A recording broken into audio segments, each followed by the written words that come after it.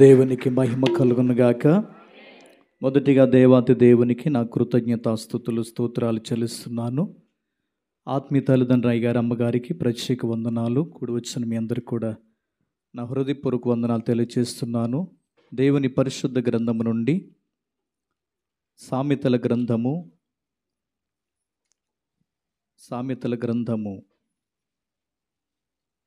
10వ అధ్యాయము 28వ వచనాన్ని చదువుకుందాం. నీతిమంతుని ఆశ సంతోషము పుట్టించును, భక్తిహీనుని ఆశ భంగమైపోవును. చిన్న ప్రార్థన చేసుకుందాం.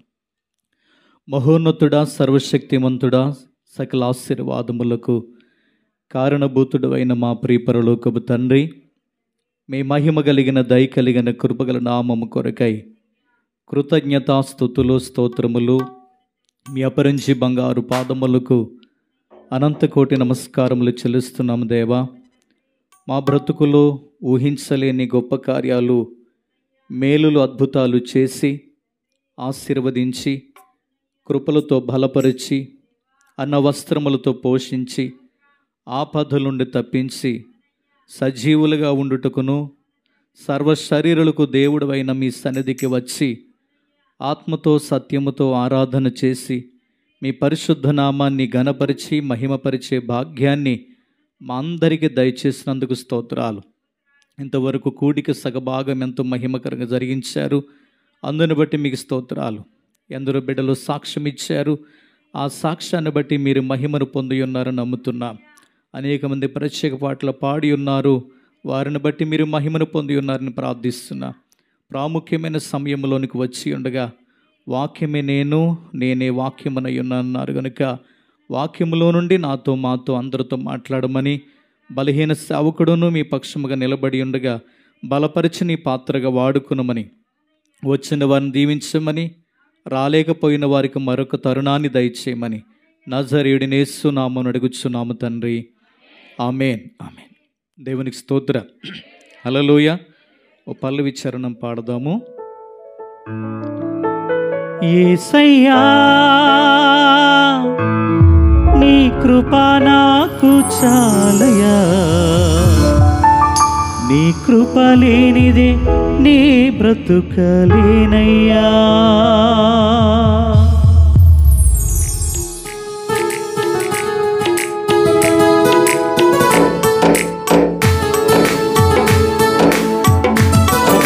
దేవుని నామమున మహిమపడదాం.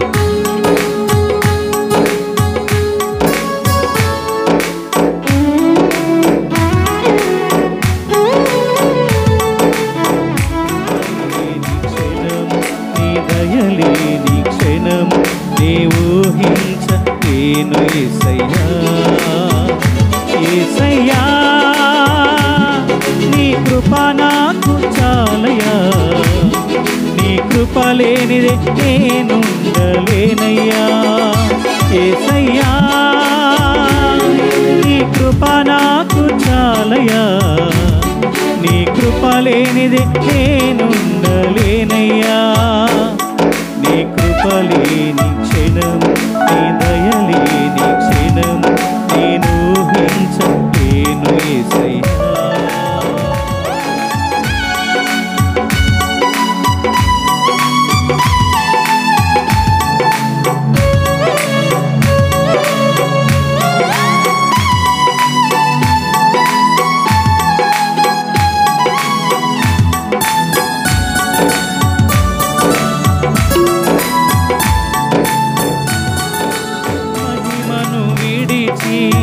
మహిలోకి దిగి వచ్చి మార్గముగా మారి మనిషిగా మార్చావు. మహిని నీవు మాధుర్యముగా మార్చి మాదిరి చూపి మరో రూపమిచ్చావు.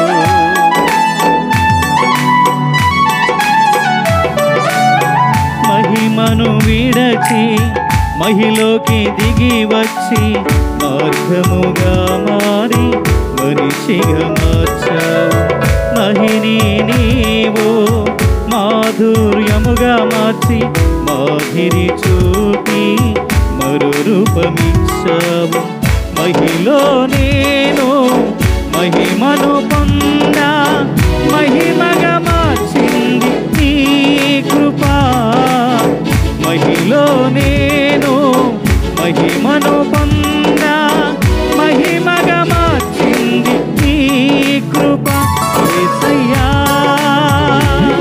నీ కృప నాకు చాలయ్యా, నీ కృప లేనిది నేనుండలేనయ్యా. పాడదాం. యేసయ్యా నీ కృప నాకు చాలయ్యా, నీ కృప లేనిది నే బ్రతుకలేనయ్యా.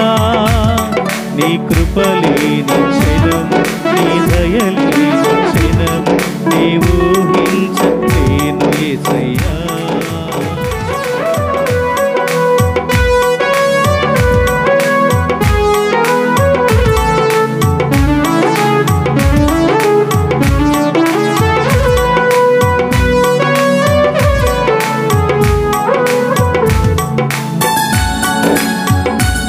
దేవుని నామమున మహిమపడదాం.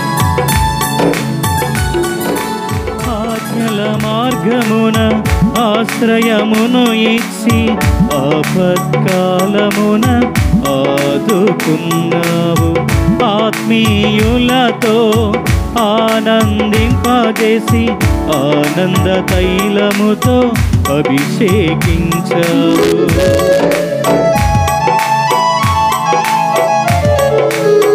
ఆజ్ఞల మార్గమున ఆశ్రయమును ఇచ్చి ఆపత్కాలమున ఆదుకున్నావు. ఆత్మీయులతో ఆనందింపజేసి ఆనంద తైలముతో అభిషేకించావు. ఆశ తీరా ఆరాధన చేసే అదృష్టమిచ్చింది నీ కృప.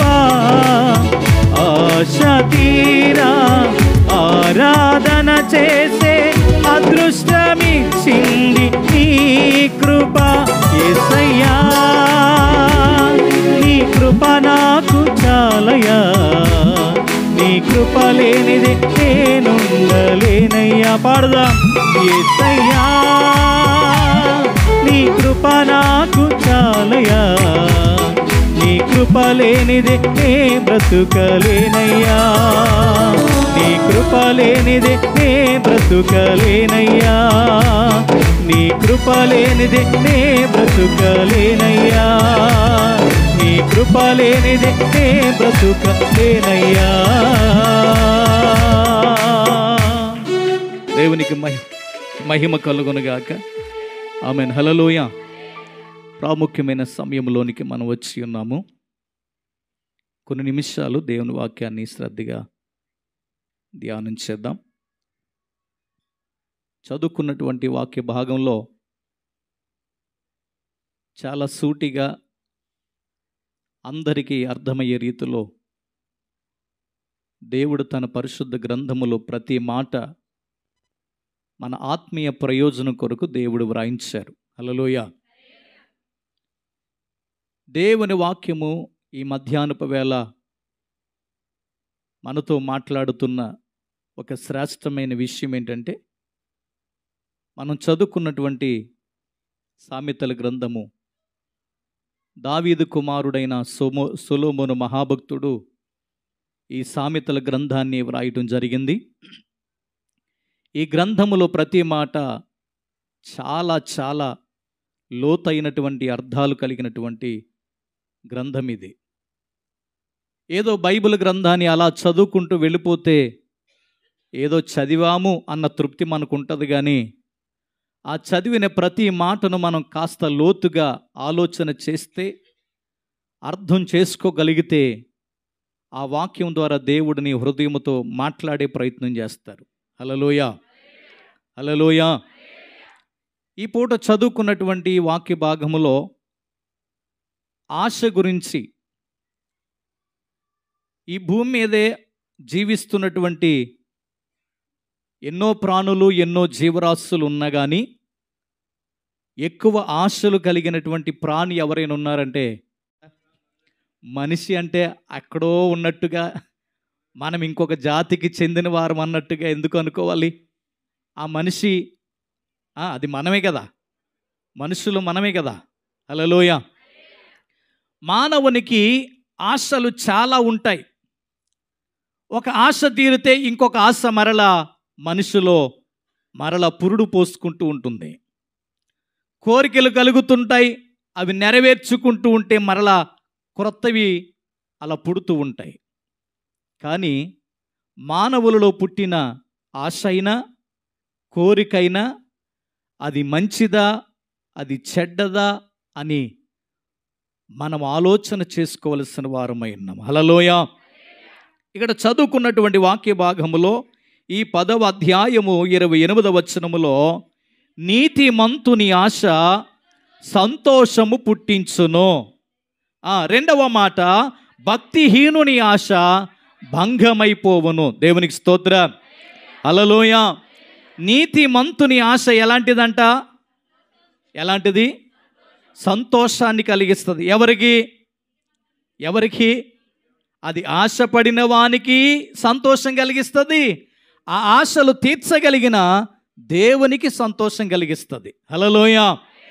మరి భక్తిహీనుని ఆశ భంగమైపోద్దంటే అది నెరవేరదు.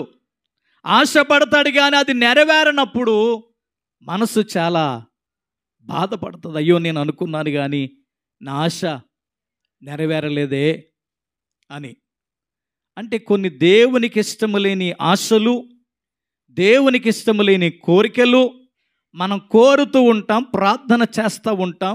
అవి నెరవేరలేదని మరలా బాధపడతాం, నెరవేర్చలేదని దేవుని దగ్గర విసుక్కుంటాం. అందరికీ చేస్తున్నావు, నాకెందుకు చేయట్లేదు? అందరూ సాక్ష్యాలు చెప్తున్నారు, నేనెందుకు చెప్పలేకపోతున్నాను? కానీ నువ్వు సాక్ష్యం చెప్పాలన్నా, నువ్వు దేవుని యందు ఆనందించాలన్నా నీ ఆశ దేవునికి నచ్చేదిగా ఉండాలి, దేవునికి ఇష్టమయ్యేదిగా ఉండాలి. దురాశ మన చిన్నతనం నుంచి విన్న మాట ఇది. ఏంటిది? దురాశ దుఃఖానికి చేటు. దానికి ఒక చిన్న కథ కూడా చెప్పేవారు మన స్కూల్కి వెళ్ళినప్పుడు. ఒక వ్యక్తి గంట రోజు బంగారు గుడ్డు పెట్టే బాతు ఉండేదంట. అది రోజు గుడ్డు పెట్టేది, ఆ బంగారాన్ని ఆయన అమ్మేవాడు, చక్కగా తను తినేవాడు, కాస్త ఆస్తులు సంపాదించుకునేవాడు, అంతా బాగుండేది. కానీ ఒక రోజున తనకు ఒక దురాశ పుట్టింది. ఈ బాతు బంగారు గుడ్డు పెట్టడానికి ఒక్క రోజు ఆగాల్సి వస్తుంది, రోజుకు ఒకటి మాత్రమే పెడుతుంది. కానీ ఈ బాతు పొట్టలో ఎన్నో బంగారు గుడ్లు ఉంటాయి. రోజు పెట్టడం, నిన్న దానికోసం ఆశతో ఎదురు చూడటం కంటే ఒక రోజునే దాని పొట్ట చీల్చేస్తే ఎన్ని గుడ్లు ఉంటాయో అన్నీ నా సొంతం అయిపోతాయి కదా అని ఒక రోజున బంగారు గుడ్డు పెట్టే బాతునైనా పొట్ట కోసేశాడు, చంపేశాడు. తీరా చూస్తే చెప్పండి, ఏమీ లేవు. అంటే దురాశ దుఃఖానికి చేటు. దేవునికి స్తోత్రం. ఆశ చెడ్డదని నేను అంటలేదు. ప్రతి మానవునికి ఆశలుంటాయి, ఇష్టాలుంటాయి, కోరికలుంటాయి. అవి దేవునికి ఇష్టమైనవిగా ఉండాలి. అప్పుడు మాత్రమే మన ప్రార్థనది నెరవేర్చబడటం మనం చూడగలుగుతాం. అందుకే ఒక పాటలో, ఒక మాటలో ఎన్ని తలిచినా ఏది అడిగినా జరిగేది చెప్పండి దేవుని చిత్తమే. హల్లెలూయా. దేవుని బిడ్డగా నీ ఒకటి అనుకోవాలి, ఏది జరిగినా అది మన మంచికే, ఏది జరగకపోయినా అది కూడా మన మంచికే. నమ్మిన వారు చెప్పలు కూడా దేవుని నామమున మహిమపరుద్దాం. హల్లెలూయా. ఏది జరిగినా, ఒకవేళ ఏది జరగకపోయినా అదేంటి, రెండు మంచిదని మనం ఎలా అనుకోవాలి? జరిగింది మంచిది అనుకుందాం, మరి జరగలేకపోతే ఎందుకు మంచిది? అది జరగకపోవటం మంచిదే. దేవుడు అందుకే దాన్ని ఆపు చేశారు. ఎప్పుడు కూడా ఈ ఆలోచనతో నువ్వు భక్తి చేసుకుంటూ వెళితే నీకు అవిశ్వాసం అనేది రాదు, దేవుని మీద విసుగుదల నీకు కలగదు. అంతా ఆరాధన అంతా నా మంచికే తన చిత్తమునకు తల వంచితే, తన చిత్తమునకు ఆరాధన స్తుతించుట, ఆరాధనాపను స్తుతించుట మానను, స్తుతించుట మానను. నేనెల్లప్పుడూ యెహోవాను సన్నుతించెదన్, నిత్యము ఆయన కీర్తి నా నోట నుండున్. ఎల్లప్పుడూ యెహోవాను సన్నుతించెదన్, నిత్యము ఆయన కీర్తి నా నోట నుండున్. అంతా నా మేలుకే ఆరాధన. పాడదాం. అంతా నా మంచికే తన చిత్తమునకు తల వంచితే, తన చిత్తమునకు ఆరాధన స్తుతించుట, ఆరాధనాపను స్తుతించుట మానను, స్తుతించుట మానను, స్తుతించుట మానను. బోలే సుమరాజుకు హల్లెలూయా. ఈ పాట వినడానికి బాగుంది, పాడడానికి బాగుంది, కానీ అర్థం చేసుకుంటే ఇంకా బాగుంటుంది. హల్లెలూయా. అంతా నా మేలుకే, ఆరాధన యేసుకే, ఏది జరిగినా నా మంచికే. ఒకవేళ నేను అనుకున్నది, ఆశపడినది ఏది నెరవేరకపోయినా అది కూడా నా మంచికే. స్తోత్రం. ప్రతి ఆశ వెనకాల, ప్రతి ప్రార్థన వెనకాల నీ ఉద్దేశముతో పాటు దేవుని ఉద్దేశము కూడా ఉంటేనే ఆ ప్రార్థన నెరవేర్చబడుతుంది. హల్లెలూయా. నీతిమంతుని ఆశ దేవుణ్ణి సంతోషపెడుతుంది, ఆశ కలిగిన వాణిని సంతోషపెడుతుంది. భక్తిహీనుని ఆశ భంగమైపోతుంది. దేవునికి స్తోత్రం. ఎవరైతే ఈ యొక్క సామెతల గ్రంథాన్ని వ్రాసారని చెప్పానో ఆ సొలొమోను మహారాజు చేసిన ప్రార్థన ఒకసారి చూద్దాం. చూడండి. రాజుల గ్రంథము, మొదటి రాజుల గ్రంథము, మొదటి రాజుల గ్రంథము 3వ అధ్యాయము 9వ వచనాన్ని చదువుదాం. మొదటి రాజుల గ్రంథము 3వ అధ్యాయము 9వ వచనం. ఇంత గొప్పదైన నీ జనమునకు న్యాయము తీర్చగలవాడు ఎవడు? కాబట్టి నేను మంచి చెడ్డలు వివేచించి నీ జనులకు న్యాయము తీర్చునట్లు నీ దాసుడనైన నాకు వివేకము గల హృదయము దయచెయ్యము. దేవునికి స్తోత్రం. హల్లెలూయా. ఒక ఆశతో సొలొమోను మహారాజు ప్రార్థన చేశారు దేవుని దగ్గర. ఏమని? అయ్యా, సామాన్యుడిగా ఉన్న నన్ను, లక్షలాది మంది ప్రజలున్న ఇశ్రాయేలులకు నన్ను రాజును చేశావు. ఈ రాజ్య పరిపాలనలో ఎన్నో సమస్యలు నా దృష్టికి, ఎన్నో పరిష్కరించవలసిన పరిస్థితులు నా దగ్గరకు వస్తాయి. మంచేదో చెడేదో నేను న్యాయము తీర్చాలంటే అది ముందు నాకు తెలియాలి కదా. ఏమంటే వాక్యం మీకు బోధించాలంటే ముందు నన్ను నేను బోధించుకోవాలి. ఆ వాక్యములు ఉన్న అర్థమేంటో ముందు నాకు తెలిస్తేనే మీకు నేను చెప్పగలుగుతాను. హల్లెలూయా. సొలొమోను మహారాజు గారు కూడా అలాగే ప్రార్థన చేశారు. అయ్యా, మంచేదో చెడేదో నాకు తెలిస్తేనే నేను మంచి న్యాయమైన తీర్పు నేను తీర్చగలుగుతాను. రాజుని కదా అని, అధికారం ఉంది కదా అని, నా మాటే శాసనమని నేను ఇష్టానుసారంగా తీర్పులు తీర్చుకుంటూ వెళ్ళిపోతే, ఒకవేళ నా వల్ల, నా తీర్పు వల్ల, నా మాట వల్ల ఎవరికైనా నా జడ్జిమెంట్ వల్ల నష్టం కలిగిన, కష్టం కలిగిన వాళ్ళ విషయంలో బాధ పెడితే నేను నీ దగ్గర నేరస్తుణ్ణి అవుతాను. హల్లెలూయా. మనం తెలిసి తెలియక ఎవరిని బాధ పెట్టినా దానికి మనమే దేవుని దగ్గర నేరస్తులు అవుతాం. కొన్నిసార్లు అనుకుంటారు, నేను దేవుణ్ణి ఏ విషయంలో బాధపెట్టలేదు, కానీ నా జోలికి వచ్చిన మనుషులను ఎవరు నేను సామాన్యంగా వదిలేయను, వాళ్ళ సంగతి ఏంటో చూస్తాను అనుకునే వాళ్ళు కూడా ఉంటారు. చిన్న మాట పడని వాళ్ళు కూడా ఉంటారు. మాటకి 4 మాటలు అప్పచెప్పే వాళ్ళు ఉంటారు. మంచి చేసిన దాన్ని చెడుగా భావించేవాళ్ళు ఉంటారు. కానీ ఒక మాట చెప్తాను, ఎదుటి వ్యక్తిలోనూ ప్రభు ఆత్మ ఉన్నది, నీలోని ప్రభు ఆత్మ ఉన్నది. హల్లెలూయా. మనందరము దేవుని పిల్లలమే. ఇక్కడ ఒకరినొకరు బాధ పెట్టుకుంటే మనం మాత్రమే బాధపడుతున్నాం అనుకుంటే అది సరికాదు.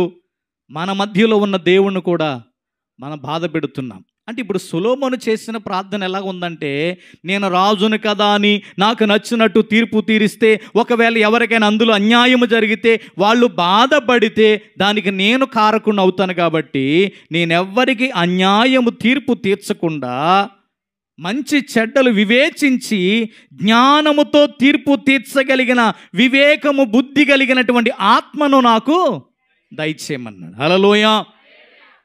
ఈ ప్రార్థన, ఈ విజ్ఞాపన దేవునికి అమితంగా నచ్చేసింది.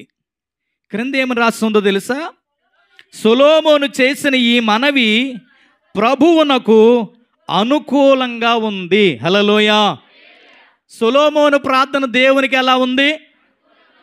మన ప్రార్థన, ఉదాహరణకి అప్పుల్లో ఉన్నాం, కష్టాల్లో ఉన్నాం, ఈ దేశం వచ్చాం, ఏదో అక్కమ్మ తగలాలని, మంచి పని దొరకాలని, జీతం రావాలని ప్రార్థన చేసుకుంటే పర్వాలేదు. నేను అలా సముద్రం వారం నడిచి వెళ్తుంటే బంగారు బిస్కెట్ నా కాళ్ళకి తగిలితే బాగుండు అనుకునే వాళ్ళు కూడా ఉంటారా? కొంతమంది లాటరీ టిక్కెట్లు కొని అవి తగలాలనుకునే వాళ్ళు ఉంటారా? ఎవరు మాట్లాడలేదు. ఇవన్నీ మనుషులకు కలిగే ఆశలు కదా. ఒక్క రాత్రిలోనే కష్టాలన్నీ తీరిపోవాలని, ఒక్క రాత్రిలోనే లక్షాధికారులు, కోటీశ్వర్లము అయిపోవాలని చాలాసార్లు ఆశపడతాం. ఇందాక చెప్పాను, ఆశ అయితే పర్లేదు కానీ దురాశ, చెప్పండి, దుఃఖానికి చేటు.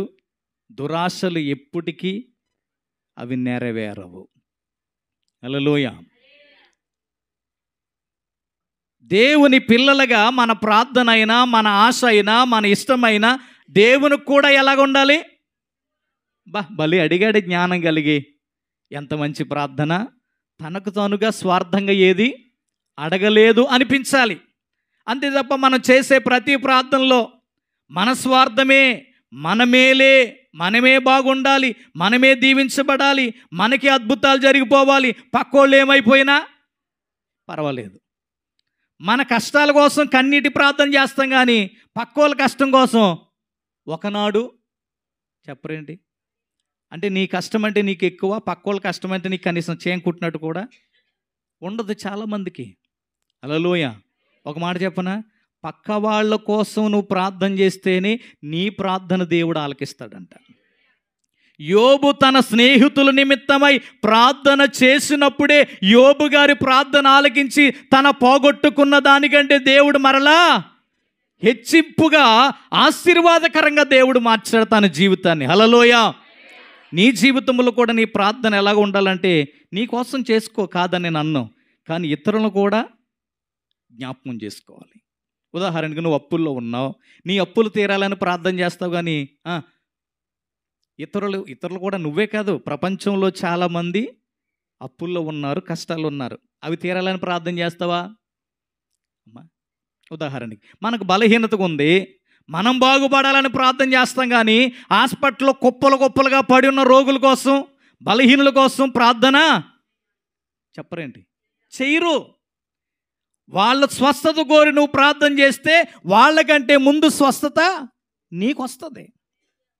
హల్లెలూయా. పక్క వాళ్ళు కష్టాలు తీరాలని నువ్వు ప్రార్థన చేస్తే నీ కష్టాలు తీరడానికి దేవుడు సహాయం. ఇప్పుడు సొలొమోను మహారాజు చేసిన ప్రార్థన తనకు మేలు జరిగేటట్టుందా, లేకపోతే ఇతరులకు మేలు జరిగేటట్టుందా? అమ్మా, ఇదేం ప్రార్థన అండి? ఇతరుల మేలు కోసం మనం ఎందుకు ప్రార్థన? మనకేం టైం వేస్ట్, మనకు అంత ఓపిక ఎక్కడది? ఇతరుల మేలు మనకెందుకు అనుకునే వాళ్ళు ఉంటారు. కానీ వాక్యం ద్వారా నేర్చుకోవాల్సిన సారాంశం ఏంటంటే, నువ్వు బాగుండాలంటే అందరూ బాగుండాలని ప్రార్థన చేస్తేనే మనం బాగుంటాం. ఇప్పుడు సొలొమోను అడిగిన బుద్ధి, జ్ఞానము, వివేకము ఇవన్నీ ఆయన కోసం అడిగాడా? దేవుని ప్రజలైన ఇశ్రాయేలుల కోసం అడిగాడా? ఇశ్రాయేలుల కోసం అడిగాడు. నా వల్ల వారికి ఏ అన్యాయము తీర్పు చెప్పకూడదంటే నాకు జ్ఞానం కావాలి, నాకు బుద్ధి కావాలి, నాకు వివేకం కావాలి. అవి ఇస్తే నీ ప్రజలకు నేను న్యాయమైన తీర్పు తీరుస్తాను. అంటే ఈ మనవి దేవునికి ఎందుకు అనుకూలంగా ఉందంటే, తన స్వార్థం కోరి ఏమి అడగలేదు, కానీ ఇతరులకు మేలు చేయటం కోసం అడిగాడు. హల్లెలూయా. మన ప్రార్థన, గంట ప్రార్థన చేస్తే అన్నీ మన కోసమే ఉంటాయి. మన కోసమే ఉంటాయి. ఆ లిస్ట్ అంతా మన కోసమే. మన పిల్లల కోసం, అల్లుడి కోసం, కూతురు కోసం, కొడుకు కోసం, కోడల కోసం, మనవల కోసం, మనవరాల కోసం, మన పొలాల కోసం, గేదెల కోసం, కుక్కల కోసం, కోళ్ళ కోసం. ఇదే ప్రార్థన. పక్క వాళ్ళు ఏమైపోతున్నారు అనేది చెప్పరేంటి?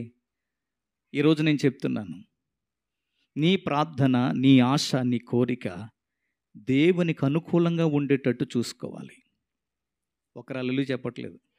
హల్లెలూయా. ఈరోజు వాక్యం నచ్చలేదేమో. అమ్మా, పక్కలు బాగొట్టడం ఏంటి, వాళ్ళ కోసం మేము ప్రార్థన చేయటం ఏంటి, మాకంత టైం ఎక్కడది, మా కోసం మేమే చేసుకోలేక ఇంకొకరిని అడుగుతున్నాం ప్రార్థన చేసి, నువ్వు నీ ప్రార్థనలో నన్ను కూడా. హల్లెలూయా. అడగడం తప్పులేదు. మీ ప్రార్థనలో నన్ను కూడా జ్ఞాపకం చేసుకొని అడుగుతారు, కానీ మరి వీళ్ళ ప్రార్థనలో వాళ్ళని జ్ఞాపకం చేసుకుంటారా? చెప్పండి. ఇవాళ నువ్వు దీవించబడకపోవడానికి, నీ జీవితం అద్భుతం జరగకపోవడం కారణం ఏంటో తెలుసా? ఇతరులకు క్షేమం కోరు నువ్వు సరిగా ప్రార్థన చేయటం లేదు. హల్లెలూయా. ఇప్పుడు ఈ మనవి సొలొమోను ప్రార్థన దేవునికి ఎలా ఉంది? అనుకూలం. బలి నచ్చేసింది దేవునికి. అబ్బా, ఎంత మంచి ప్రార్థన. తన కోసం ఏది అడగలేదు, ఇతరుల కోసం అడిగాడని. దేవుడు ఏం మాట్లాడారో చూడండి అక్కడ. దేవుడు అతనికి ఇలాగూ అంటే దేవుని దగ్గర నుంచి అప్పుడే సమాధానం. చెప్పండి. ప్రార్థన మంచిదైంది కాబట్టి, మనసు మంచిదైంది కాబట్టి, ఇతరులు కూడా ప్రేమించే మనసు ఉంది కాబట్టి, తనతో పాటు అందరూ బాగుండాలని కోరుకున్నాడు కాబట్టి, వెంటనే ఆ ప్రార్థనకి దేవుని దగ్గర నుంచి సమాధానం పరిగెత్తుకుంటూ వచ్చేసింది. దేవుడు మాట్లాడుతున్నాడు ఏమని? నువ్వు దీర్ఘాయువునైనను, ఐశ్వర్యమునైనను, శత్రువుల ప్రాణమునైనను అడుగక న్యాయములను గ్రహించుటకు వివేకమును అనుగ్రహించమని నీవు అడిగితివి. నీవు ఇలాగూ అడుగునందున నీ మనవి అంగీకరించి ఉన్నాను. బుద్ధి వివేకములు గల హృదయము నీకిచ్చుచున్నాను. పూర్వీకుల్లో నీ వంటి వాడు ఒకడును లేడు, ఇక మీదట నీ వంటి వాడు ఒకడును ఉండడు. చప్పలు కూడా దేవుని నామమున మహిమపడదాం. హల్లెలూయా. ప్రార్థన చేశాడు ఆయన, దేవునికి వినబడింది. ఆ ప్రార్థన దేవునికి అమితమైన ఇష్టమైపోయింది. వెంటనే దేవుని దగ్గర నుంచి సమాధానం కూడా వచ్చేసింది. అంటే ఇప్పుడు ఈయన ఆశ నెరవేరినట్టే, నెరవేరలేనట్ట? ఖచ్చితంగా నెరవేరిపోయింది. నీతిమంతుని ఆశలు, నీతిమంతుని ప్రార్థన, నీతిమంతుని కోరికలు దేవుణ్ణి సంతోషపెట్టేవిగా ఉంటాయి. భక్తిహీనుల ఆశలు, కోరికలు అవి దేవుణ్ణి బాధ పెట్టేదిగా ఉంటాయి, 10 మందిని ఇబ్బంది పరిచేవిగా ఉంటాయి. అందువల్ల ఆ ఆశ, భక్తిహీనుని ఆశ, చెప్పండి, భంగమైపోతుంది. దేవునికి స్తోత్రం. నీ ఆశలు నెరవేరాలంటే దేవుని సంతోషపెట్టేవిగా ఉండాలి. స్తోత్రం. ఇప్పుడు దేవుడేమంటున్నారు? దేవుడే మాట్లాడుతున్నారు. నీ మనవి నేను అంగీకరించాను. నువ్వు ఏమైతే అడిగావో అది నేను నీకు, చెప్పండి, అనుగ్రహిస్తున్నాను. ఇప్పటి వరకు నీ వంటి రాజు ఎవడును లేడు, ఇక మీదట నీ వంటి మహాజ్ఞానవంతమైన రాజు ఇంకొకడు ఎవడు కూడా ఉండడు. హల్లెలూయా. దేవునికి స్తోత్రం. సొలొమోను మహారాజు వంటి జ్ఞానవంతుడైన రాజు ఇంకా ఆ ఇశ్రాయేలుల చరిత్రలో, చెప్పండి, ఎవ్వరూ లేరు. ఎందుకు అంతగా దేవుడు దీవించేశాడు? ఎందుకు అంతగా ఆ వ్యక్తిని ఆశీర్వదించేశాడు? అంటే తన ప్రార్థన దేవునికి అనుకూలంగా ఉంది, నచ్చింది. క్రింద మాటలు చెప్తే ఇంకా షాక్ అయిపోతాం మనం. చూడండి ఒకసారి. మరియు నీవు ఐశ్వర్యమునైనను ఘనతనైనను ఇమ్మని అడగకపోయినను నేను వాటిని కూడా నీకు ఇచ్చుచున్నాను. నమ్మిన వారి చప్పట్లు కూడా దేవుని నామమున మహిమపడదాం. అడిగినవి ఇస్తున్నాను. ఒక దెబ్బకి అంటారు కదా, ఒక రాయి ఇసిరితే 2 మామిడికాయలు పడ్డట్టు అనమాట. చేసిన ప్రార్థన ఒకటే కానీ నెరవేరినవి, చెప్పండి, 2. బంపర్ ఆఫర్ ఇది. దేవునికి స్తోత్రం. ఇలా ప్రార్థన చేస్తే మనం ఖచ్చితంగా బంపర్ ఆఫర్లో మనం పొందగలుగుతాం. హైపర్ గ్రాండ్లోనే కాదు, లూలులో కాదు, బంపర్ ఆఫర్లో దేవుని దగ్గర కూడా ఉన్నాయి. అవి పొందుకోవటం తెలియాలి. స్తోత్రం. చాలామంది ప్రతి నెలలో షాపింగ్ వెళ్తే ఎక్కడ ఆఫర్లు ఉన్నాయని ఎత్తుక్కుని మరి వెళ్తారు. ఎందుకంటే ఇక్కడికి వచ్చే జీతానికి, ఇక్కడికి ఉండే ఖర్చులకి అలా లెక్కలు చూసుకుని బ్రతికితేనే కానీ ముందుకి వెళ్ళలేం కాబట్టి. హల్లెలూయా. ఎప్పుడు లోకములో బంపర్ల ఆఫర్లు ఏమున్నాయో చూడటం కాదు, దేవుని దగ్గర ఏమున్నాయో చూడు, అవి పొందుకోవడానికి ప్రార్థన చెయ్యి. హల్లెలూయా. నీ ప్రార్థన, నీ ఆశ, నీ కోరిక ఏమై ఉండాలంటే దేవునికి ఇష్టమైనదిగాను, దేవునికి అనుకూలమైనదిగాను ఉండాలి. మనకి ఇండ్లు ఉండాలని కోరుకోవడంలో తప్పు లేదు, అది ఆశే. ఇల్లు కట్టుకోవాలని ఆశపడటం. పక్కోడిది కూడా మనకు అమ్మేయాలని, ఆడు ఉరుదులు పెట్టి వెళ్ళిపోవాలని, పక్క సరిహద్దులో ఉన్నది కూడా మనలోకే కలిసిపోవాలని. కొంతమంది బలి అడుగుతారు, మా పక్కోళ్ళు పొలం మా పక్కనే సరిహద్దులో ఉందండి, అది 1 ఎకరం పొలం అండి, అది కూడా వాళ్ళు అమ్మేస్తే కొందాం అనుకుంటున్నానండి, ఏదో రీతిగా వాళ్ళు నాకే అమ్మేలాగా ప్రార్థన చేయండి. చాలామంది అడిగారు నన్ను అలాగా మా ఊర్లో ఉన్నప్పుడు, అదేంటమ్మా వాళ్ళు ఏమైనా అప్పుల్లో ఉన్నారా అన్న. లేదని బాగానే ఉన్నారండి. అదేంటి, వాళ్ళు బాగున్నప్పుడు వాళ్ళ పొలం నీకెందుకు ఇస్తారో, నీకెందుకు కావాలి వాళ్ళది? పదాజ్ఞలు ప్రభు చెప్పలేదా, నీ పొరుగు వారిది ఏది నువ్వు చెప్పండి. ఈ రోజున చాలామంది పొరుగువారిది కూడా మనకు కావాలి. ఉదాహరణకి ఎవరైనా ఇబ్బందుల్లో ఉండి కాస్త డబ్బు సహాయం అవసరమై ఉండి బంగారం మన దగ్గర పెట్టి డబ్బులు అట్టుకెళ్ళారనుకో, ఇలా ఆశ ఎలా ఉంటుంది తెలుసా? ఆడెప్పటికీ నా దగ్గర డబ్బులు తేకూడదు, ఈ బంగారం ఆడు అట్టుకెళ్ళకూడదు, ఇది నాకే నా దగ్గర ఉండిపోవాలి. పైగా ఆడు తెచ్చి లోపులో వడ్డీలకు వడ్డీలు తినేయాలి. ఆ పేదోడు పాపము, ఆ కష్టాల్లో ఉన్నవాడు ఏదో రోజున కాస్త డబ్బు అట్టుకొచ్చి, అమ్మ నా బంగారం నాకు ఇచ్చేయంటే, నువ్వు అట్టుకెళ్ళి ఎన్నాళ్ళైందో తెలుసా, ఇప్పుడు ఎంత వడ్డీ అయిందో తెలుసా, దానికి దీనికి లెక్కెత్తే ఇంకా ఈ బంగారం నేను తీసేసుకోగా నువ్వే నాకు చెప్పండి. అలా ప్రజల దగ్గర దోచేసిన వాళ్ళు, తినేసిన వాళ్ళు, దాచేసుకున్న వాళ్ళు, లాగేసుకున్న వాళ్ళు ఈ భూమి మీద ఉన్నారంటారమ్మా? లేదా వాళ్ళ గురించి నేనే కెట్టక చెడ్డగా స్వార్థంగా మాట్లాడుతున్నానా? హల్లెలూయా. ఏదో అవసరమని వచ్చారు, ఏదో ఒక వస్తువు పెట్టుకారు, ఆ ఆపద వాళ్ళకి తీరింది, వాళ్ళు మరలా నీ దగ్గరకు వచ్చారు. అవసరమైతే నీ దగ్గర ఎంత ఉంటే అంత ఇచ్చి నీ వస్తువు నువ్వు పట్టుకెళ్ళిపో. అన్యాయంగా నీది నాకు వద్దు. ఒకవేళ 100 తక్కువైనా 1000 తక్కువైపోయినా నీ వస్తువు నువ్వు పట్టుకెళ్ళిపోమ్మా, పర్లేదులే, వడ్డీ తక్కువైనా పర్లేదులే అనేవాళ్ళు ఉన్నారా చెప్పండి? కొన్నిసార్లు మనం ఒకళ్ళు నమ్మి ఒక వస్తువు కానీ ఏదైనా వాళ్ళ దగ్గర పెట్టామంటే ఇంకా అది మనకు తిరిగి రాదని ఆనాడే నిర్ణయం చేసుకుంటారు వాళ్ళు. ఆ రోజు నుంచే వాళ్ళ సొంతమనే చెప్పండి. హల్లెలూయా. ఇలాంటివన్నీ చిన్న చిన్న పొరపాట్లే కదా, దేవుడు చూడలేదు అనుకుంటారు. కానీ ఒక రోజున దేవుడు తీర్పులో ఆవిడ్ని ఈవిడ్ని కూడా దేవుడు ఒక రోజున అక్కడ నిలబెట్టి తీర్పు తీరుస్తాడు. హల్లెలూయా. దేవుడు ఏది చూడట్లేదు, దేవునికి అన్నీ మంచిగానే ఉన్నాయి, అంతా మనం మంచిగానే బ్రతికేస్తున్నాము. నాలో తప్పేముంది, నాలో పొరపాటేముంది, నాలో స్వార్థమేముంది, నేను ఎంత మంచోడ్నో అనుకుంటారు అందరూ కూడా. నువ్వు మంచోడు అనుకుని సరిపోతే సరిపోదు. ఇప్పుడు నేను మాలియాలో ఒక పలక కొనుక్కుని ఒక తాడు తగిలించుకుని నేను చాలా మంచోడిని అని రాసేసుకుని మెళ్ళలో తగిలించుకుంటే నేను మంచోడిని అయిపోతానా? అమ్మా, నేను మంచోడిని ఎవరు సాక్ష్యం ఇవ్వాలి? మాట్లాడలేదు. మీ సాక్ష్యం నాకెందుకండి బాబా? దేవుడు సాక్ష్యం ఇవ్వాలి. నీ మంచితనమైనా, నీ హృదయమైనా, నీ మనస్సు అయినా, నీ ప్రార్థన అయినా, నీ భక్తి అయినా, నీ నడవడికైనా, నీ క్రియలైనా, నీ ఆలోచనలైనా, నీ తలంపులైనా, నీ నడవడికైనా దేవునికి మంచిగా కనబడాలి. హల్లెలూయా. దేవునికి ఇష్టంగా బ్రతకడం కోసమే ఈ మందిరంలోనికి మనం వచ్చి ఈ పూట మనం ఈ వాక్యాన్ని వింటున్నాం.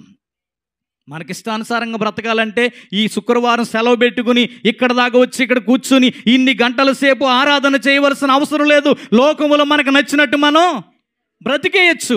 కానీ ఇక్కడికి వచ్చింది ఎందుకంటే మనకిష్టమైనట్టు కాదు, మన కొరకు ప్రాణం పెట్టిన దేవునికి ఇష్టలుగా బ్రతకడానికి నేర్చుకోవడానికి వచ్చాం మనం ఇక్కడికి.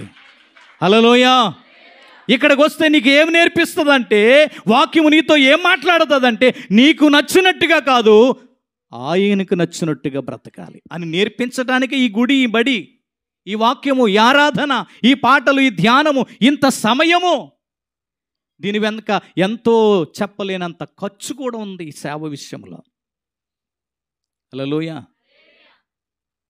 మనకిష్టంగా బ్రతకడం కోసం ఇది ఎక్కడ దాకా రావక్కర్లేదు. దేవునికి ఇష్టలుగా బ్రతకడం కోసం ఎక్కడికి మనం రావాలి. హల్లెలూయా. సొలొమోను అడిగిందేమో కొంచెమే, దేవుడిచ్చిందేమో మాట్లాడట్లేదు. మీకు అర్థం అవ్వలేదా? అర్థమైందా? ఏమర్థమైంది? దేవునికి తన ప్రార్థన అనుకూలమైంది కాబట్టే అడిగిన వాటితో పాటు అడగనివి కూడా దేవుడు ఇచ్చేశాడు. సొలొమోను అడిగినవేంటి? బుద్ధి, వివేక, జ్ఞానం. దేవుడు ఇచ్చినవేంటి? బుద్ధి, వివేకము, జ్ఞానము. వాటితో పాటు చెప్పండి ఏముంది అక్కడ? నువ్వు అడగకపోయినను, ఈ మాట నాకు భలే నచ్చిందండి. నువ్వు అడగకపోయినను,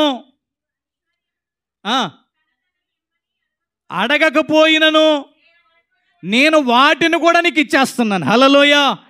ఏమిస్తున్నాడు? ఐశ్వర్యం. ఇంకోటి ఏంటి? ఘనత. ఈ రెండు దేవుడి దగ్గర పొందుకోవలసినవి. ఇక్కడ మీలో ఎవరైనా ఐశ్వర్యవంతులు ఉన్నారా లేదా?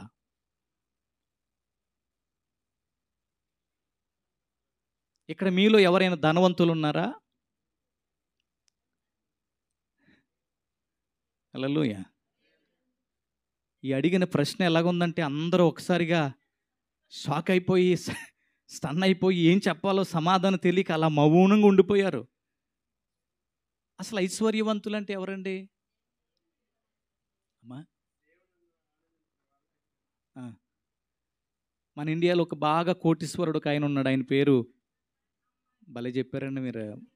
అంటే అంబానీ కోసం ఆలోచిస్తున్నారు. అలాగే ఎప్పుడు అవుదామా, అంత ఆస్తులు ఎప్పుడు సంపాదిందామా, అలాంటి బిల్డింగ్ ఎప్పుడు కడదామా అని. హల్లెలూయా.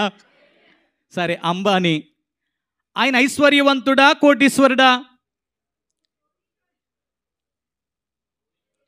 ఐశ్వర్యవంతుడు కాదా? రెండు ఆయనకి ఇచ్చేతే ఎలాగండి? దేవునికి స్తోత్రం. వాక్యాన్ని బట్టి నేను చెప్తాను, ఆయన ధనవంతుడు, కోటీశ్వరుడు, కానీ ఐశ్వర్యవంతుడు కాదు. దేవునికి స్తోత్రం. మరి ఐశ్వర్యవంతుడు అంటే ఎవరో తెలుసా? పరలోకములో ఉన్న ఐశ్వర్యాన్నంతా ఒక రోజున అనుభవించేవాడే ఐశ్వర్యవంతుడు. దేవుని నామానికి మహిమ కలుగునుగాక. హల్లెలూయా.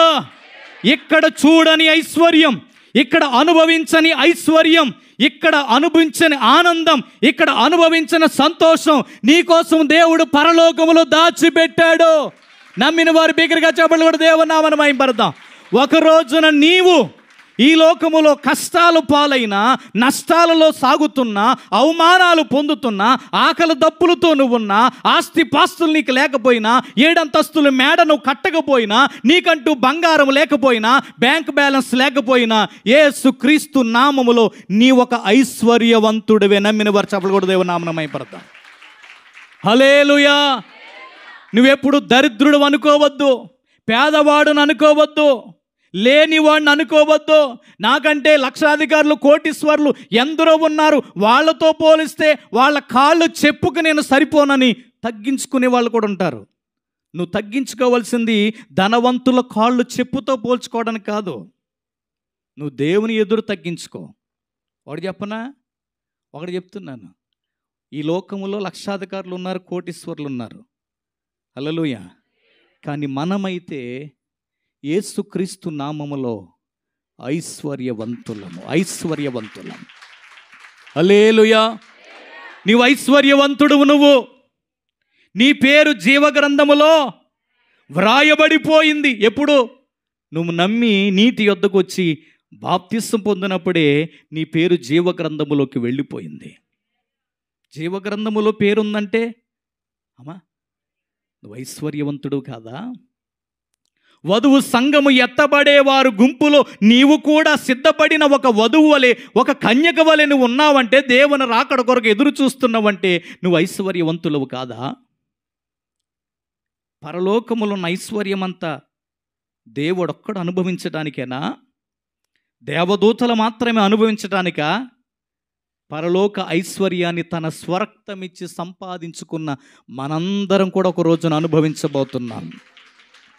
హల్లెలూయా. చప్పట్లు చాలా నీరసంగా, ఇదంతా నమ్మశక్యంగా లేదయ్య గారు, మీరు బాధపడతారని ఏదో అలా తప్పట్లు కొడుతున్నాను. హల్లెలూయా. నమ్మితే నువ్వు చప్పట్లు ఎలా కొడతావు తెలుసా? హల్లెలూయా. నీకు నమ్మకం గట్టిపడితే నీ చప్పట్లు కూడా గట్టిగానే వస్తాయి. నాకేంటో నమ్మబుద్ధి కావట్లేదు అయ్యారండి. పక్క ఆవిడ కొడుతుంది, నేను కొట్టబోద్దు బాగోదు. పక్కోళ్ళని చూసి నువ్వేది చెయ్యొద్దు, దేవుణ్ణి చూసి చెయ్యి. ఇది నా మాట కాదు, దేవుని మాట. ఒక మాట చెప్పనా, మనల్ని ఐశ్వర్యవంతులుగా చేయడానికేనంట ఆయన ఏమీ లేను దరిద్రుడిగా ఈ భూమి మీద పుట్టాడంట. దేవుని నామానికి మహిమ కలుగును గాక. ఏమీ లేని దరిద్రుడిగా దేవుడు ఎందుకు పుట్టాడంటే, ఆయన పశువుల పాకలో పుట్టారు. ఆయన కనీసం కప్పడానికి అంత జానడు వస్త్రపు ముక్కు కూడా రోజున దేవునికి లేదు. పొత్తి వస్త్రం అంటారు, అది పాత వస్త్రము. కప్పడానికి అంతటి జానుడు బట్ట కూడా ఆయనకి మీద కప్పడానికి ఎవరు తీసుకురాలేకపోయారు. ఆయన ఈ భూమి మీద అలా పుట్టింది ఎందుకో తెలుసా? పరలోక ఐశ్వర్యం అంతా నీకివ్వడానికి దేవుడు వచ్చాడు. హల్లెలూయా. దేవునికి స్తోత్రం. ఈ భూమి మీద నీకున్న ఆస్తి కంటే, నువ్వు దాచిన దానికంటే, కూడబెట్టిన దానికంటే నీ కొరకు పరలోకములో ఒక విలువైన ఆస్తి దాచబడి, ఆ సమాధానం రావట్లేదు ఏంటో మరి. ముగించేయమంటారా? ముగించేసి ఇంటికి వెళ్ళిపోదామా? హల్లెలూయా. మరి మీ సమాధానం రావాలి. ఈ భూమి మీద నువ్వు ఆస్తిపరుడు కాకపోవచ్చు, ఈ భూమి మీద నువ్వు ధనవంతుడు కాకపోవచ్చు, ఈ భూమి మీద ధనవంతులుగా బ్రతికేగంతే పరలోకములో ఐశ్వర్యవంతులుగా బ్రతకడమే మనకున్న గొప్ప భాగ్యము. మనకున్న గొప్ప భాగ్యం అది. స్తోత్రం. నిజం చెప్తున్నాను, ఈ భూమి మీద నాకంటూ విలువైన ఆస్తి లేదు, విలువైనది దాచుకున్నది ఏదీ లేదు. కానీ నేను పరలోకవంతులో ఐశ్వర్యవంతుడిగా ఉండడానికి కొన్ని ఐశ్వర్యాలు నా కొరకు దేవుడు అక్కడ దాచాడు. ఇంకొక మాట మీకు అర్థం కావడం కోసం చెప్పాలంటే, భూమి మీద నాకున్న ఆస్తి కంటే పరలోకములో నా పేరు మీద దాచబడిన ఆస్తి ఎన్నో రెట్లు గొప్పదే. నాకు పరలోకంలో ఇల్లు ఉందండి. దేవుడు మేలిమి బంగారంతో కట్టేశాడు ఆ ఇల్లు. హల్లెలూయా. గుమ్మాలు పెట్టేశారు, కిటికీలు పెట్టేశారు, అరుగులు, గదులు అన్నీ ఉన్నాయి. ఇంక నేను వెళ్ళటమే. చెప్పండి. హల్లెలూయా. నాకు ఆస్తి అక్కడ ఉంది, నా ఇల్లు అక్కడ ఉంది. నేను అనుభవించవలసిన ఐశ్వర్యం అంతా దేవుడు నా కొరకు అక్కడ దాచాడు, నీ కొరకు అక్కడ దాచాడు. హల్లెలూయా. మరి ఇక్కడ ఏమి లేదు అయ్యగారు, ఏముండదండి. ఒకసారి ఏమో మంచిగా కూరేసి తింటావు, ఇంకోసారి ఉప్పు గెంజేసి తింటావు, తప్పదు. ఒకసారి ఏమో జీతం వచ్చినప్పుడు ఆ 10 రోజులు భలేగా ఉంటుంది. 10వ తారీఖు దాటిందంటే మళ్ళీ మామూలే. ఒక 5 KD ఉంటే ఇస్తావా, జీతం అందగా ఇచ్చేస్తాను. ఈ కష్టాలు ఎంత సంపాదించినా, ఎంత కష్టపడినా, ఏ యొక్క ఇబ్బందులు అనిపిస్తుంది. కొయిటొచ్చు కూడా 5 దినాలు పక్కన అడుక్కోవాల్సిన కర్మ ఏంటి నాకు అనిపిస్తుంది. ఈ పేదరికం ఏంటి అనిపిస్తుంది. ఈ కష్టాలు తీరవా అనిపిస్తుంది. కానీ వీటిని మనము అనుభవిస్తేనే ఆ ఐశ్వర్యాన్ని ఒక రోజున మనము చూడగలుగుతాము. హల్లెలూయా. బీదలైన మీరు ధన్యులని దేవుని వాక్యం చెప్తుంది. హల్లెలూయా. ఇప్పుడు ఏడ్చుచున్న మీరు ధన్యులని వాక్యం చెప్తుంది. ఇప్పుడు దప్పికొనుచున్న మీరు ధన్యులని వాక్యం చెప్తుంది. కొన్ని లోటుపాట్లు, కొన్ని కష్టాలు, కొన్ని బాధలు. కొంతమంది అనుకుంటారు అవివేకంగా, దేవుని దగ్గరికి వెళ్ళినా నా బాధలేమి తీరలేదు. తీరుస్తున్నాడు ఆయన, నీకు అర్థం కావట్లేదు. నువ్వు తట్టుకోలేని బాధలేమి నీ మీదకి ఆయన రానివ్వలేదు. నిన్నో కంట కనిపెడుతూనే ఉన్నాడు, దీవిస్తూనే ఉన్నాడు, ఆశీర్వదిస్తూనే ఉన్నాడు. ఆయన ఎంతో కొంత మేలు చేశాడు కాబట్టే ఈ దేశంలో మనం ఇలాగా ఉండగలుగుతున్నాం. హల్లెలూయా. ఈ దేశం వచ్చి ఇన్ని సంవత్సరాలు ఇక్కడ ఎలాగా పాతుకుపోయారంటే ఆయన కృప లేకుండానా? అమ్మా, గోడ కొట్టిన మేకలా ఉండిపోయావు కోయిట్లో నువ్వు.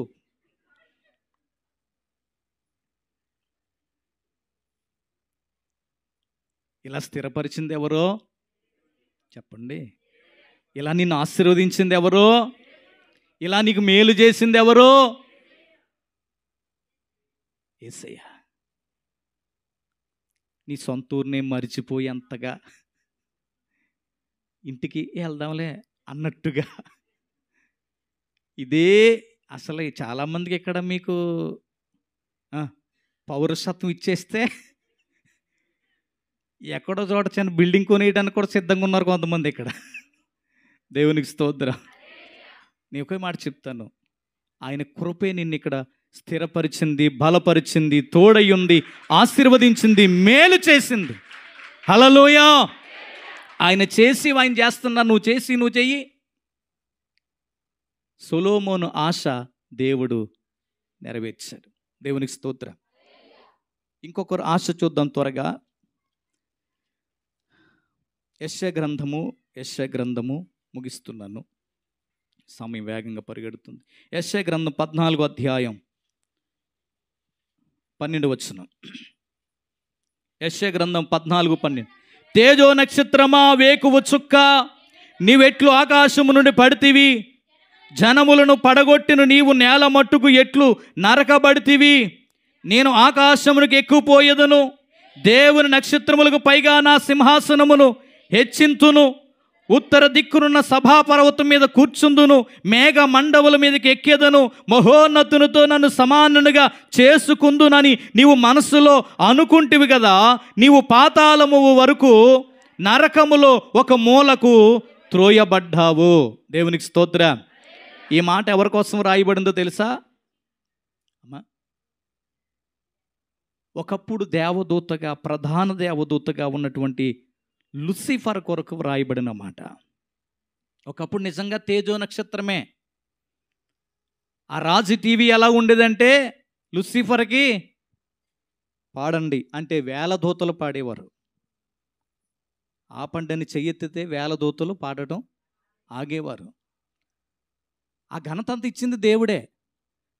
లూసిఫర్ ఏమనుకుందంటే తెలుసా, నేను చెయ్యెత్తితే పాడుతున్నారు, నేను చెయ్యి దించేస్తే ఆపేస్తున్నారు అంటే పరలోకమంతా ఆల్మోస్ట్ నా స్వాధీనంలోనే ఉంది కదా. ఆయనకి నాకు చిన్న తేడా ఏంటంటే, నేను కింద ఉన్నాను, ఆయనేమో సింహాసనం మీద ఉన్నాడు. నేను 4 మెట్లు ఎక్కి ఆ సింహాసనం మీద కూర్చుంటే ఆయన కంటే నేనే ఎక్కువ గొప్పవాణ్ణని అతిశయించాడంట. దేవుని కంటే తన్ను తాను ఎవడైనా హెచ్చించుకోవచ్చా చెప్పండి? హల్లెలూయా. దేవునికి ఇష్టం లేని మనం కోరొచ్చా? దేవునికి అయిష్టం కలిగినవి మనం ఆశపడొచ్చా? అది నేరమా కదా? దేవునికి స్తోత్రం. హల్లెలూయా. అలా ఆశపడ్డాడు, అతిశయించాడు, ఏమయ్యాడు? క్రిందకి త్రోసివేయబడ్డాడు. దేవునికి స్తోత్రం. అంటే లూసిఫర్ ఆశ భంగమైపోవడంతో పాటు దుష్టునిగా మారాడు, పాతాళానికి. అంటే కొన్ని ఆశలు మనిషిని పరిశుద్ధత వైపు నడిపిస్తాయి, కొన్ని ఆశలు చెప్పాలి పాపం వైపు, పాతాళం వైపు నడిపిస్తాయి. మన ఆశలు ఎలాంటివో కూడా మనం పరిశీలించుకోవాలి. దేవునికి స్తోత్రం. మూడవదిగా చివరిగా నేను ఈ మాట చూపించి ముగిస్తాను. చూడండి, న్యాయాధిపతుల గ్రంథము 9వ అధ్యాయం 8వ వచనం. న్యాయాధిపతుల గ్రంథము 9వ అధ్యాయము 8వ వచనం. 9:8.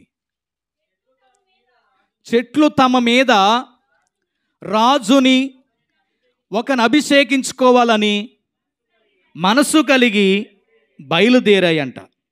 మమ్ములు ఏలుమని ఒలివ చెట్టును అడగగా, ఒలివ చెట్టు దేవునిని మానవులను దేని వలన నరులు సన్మానించుదురో ఆనా తైలం ఇయ్యకమాని చెట్ల మీద రాజునయుండి అటు ఇటు ఊటకు నేను వచ్చేదనా అని వాటితో చెప్పాను. దేవునికి స్తోత్రం.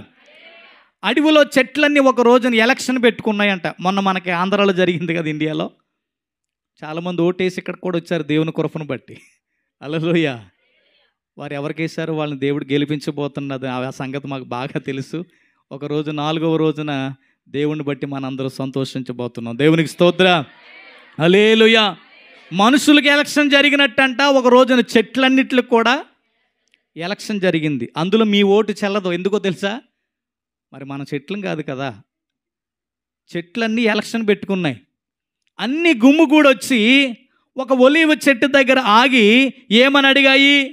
మా మీద రాజుగా ఉంటావా, నీకు అధికారం ఇస్తాము, పెత్తనం ఇస్తాము, నీవే మమ్మల్ని పాలించవచ్చు అని అడిగితే, ఉదాహరణ నువ్వే ఒలివ చెట్టు అయితే ఏం చెప్తావు? అసలు ఏం చెప్తావు? వెంటనే నీ ఫీలింగ్, నీ ఫేస్ ఫీలింగ్ అంతా మారిపోయి, అవునా తప్పదా, ఇంకెవరు లేరా, నేనే ఉండాలా,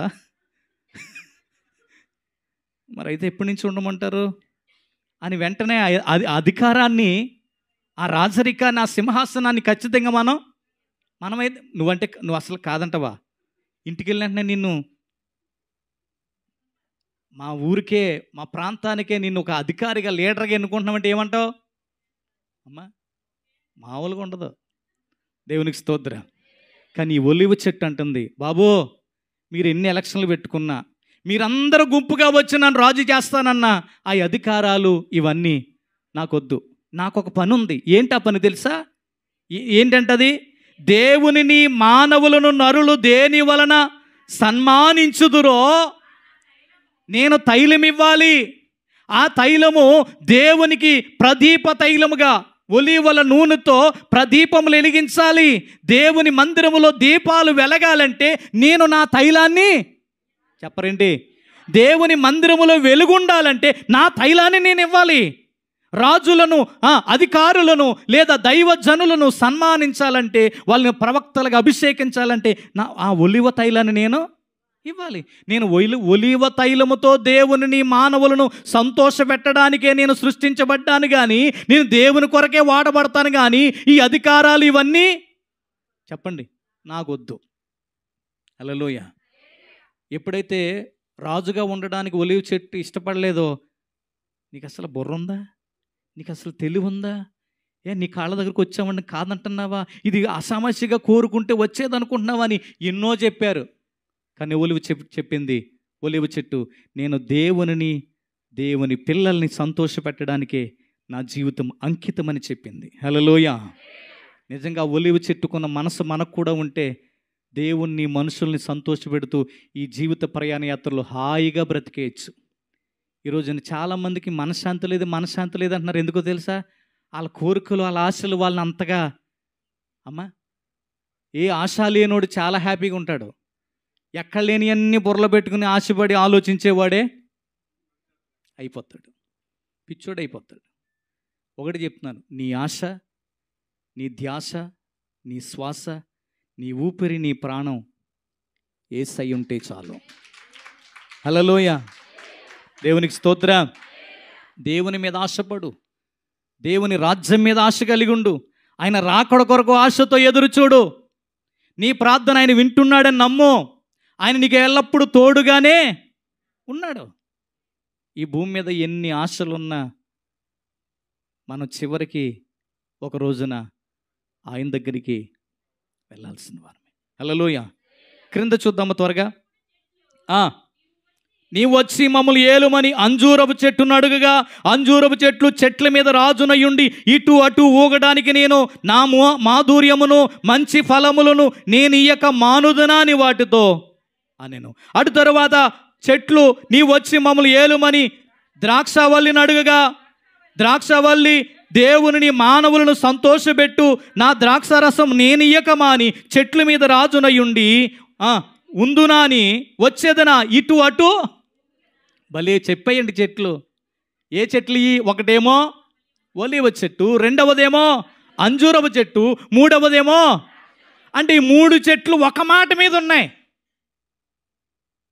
మేము దేవునికి అంకితం, దేవుని పిల్లలకి అంకితం. మీరు ఎటు రమ్మంటే అటు రాము. దేవునికి స్తోత్రం.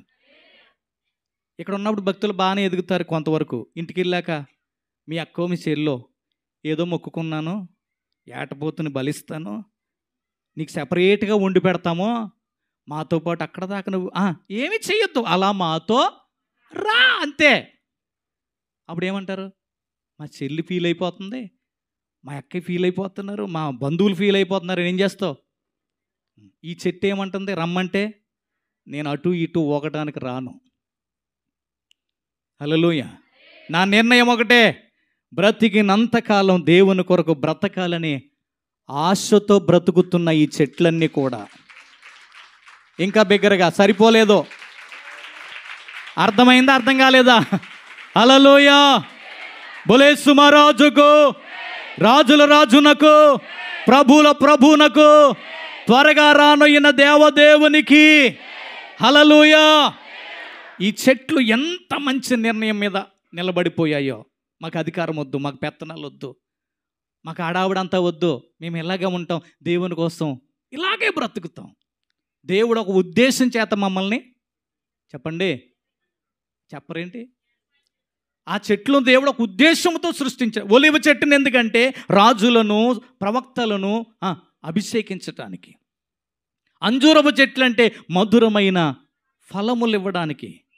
హిజ్కియా మహారాజుకు మరణకరమైన రోగము కలిగినప్పుడు అంజూరపు ఆకులు, పళ్ళు తెచ్చి వాటిని దంచి ఆ పుండు కడితేనే స్వస్థత కలిగిందంట. హల్లెలూయా. ద్రాక్షరసము మధురమైన నీళ్లను మధురమైన ద్రాక్షరసంగా దేవుడు మార్చిచ్చాడు. అదే ద్రాక్షరసం మనం ప్రార్థన చేసుకుని ఆయన రక్తముగా మనం తీసుకుంటున్నాం. బలారాధనలకు ఇవ్వబడేది నీకేంటది? తేబడింది ద్రాక్షరసము. ప్రార్థన చేస్తే అది రక్తంగా దేవుడు మారుస్తున్నాడు. అంటే బలారాధనలు ఉపయోగపడే ద్రాక్షరసము, ఆరోగ్యము కొరకు, స్వస్థత కొరకు ఉపయోగపడే అంజూరపు చెట్టు, అభిషేకించడానికి ఉపయోగపడే ఒలీవ చెట్టు, ఇవన్నీ ఒక మాట మీద ఉన్నాయి. హల్లెలూయా. అంటే వీటి ఆశ అన్నమాట అది. హల్లెలూయా. ఇలాగే 3 చెట్లు ఆశపడ్డాయి అంటండి. ఈ ఒక్క మాట చెప్పి ముగిస్తాను. అడవిలో ఎత్తుగా ఎదిగిపోయిన 3 చెట్లు ఒకరోజు మాట్లాడుకున్నాయంట. నీ ఆశ ఏంటి అని అడిగితే ఓ చెట్టు అందంట, నా ఆశ ఎప్పుడు నేను ఇక్కడే ఉండిపోయాను పుట్టిన కాడి నుంచి, ఒకసారి ప్రపంచం ఎలా ఉంటుందో చూసి రావాలని ఆశ ఉంది, దాన్ని నెరవేరాలనే ప్రార్థన చేస్తున్నాను అన్నాను.